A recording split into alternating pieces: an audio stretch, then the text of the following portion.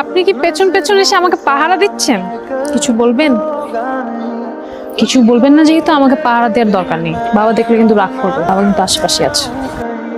আমি তোমাকে পছন্দ করি। কি? একবার তো বললাম। আমি আসি। তুমি কিছু বলবে না?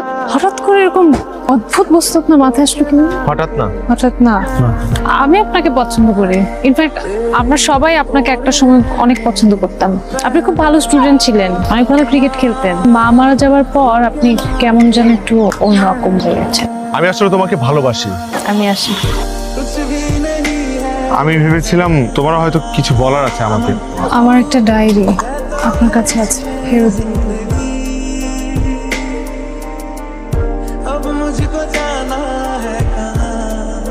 ওনাকে হাসপাতালে শিফট করলে ভালো হতো, তবে এই পর্যায়ে এসে আর করার কিছু নেই। বড় বড় ডাক্তার আশা ছেড়ে দিয়েছেন, এখন সব আল্লাহর হাতে।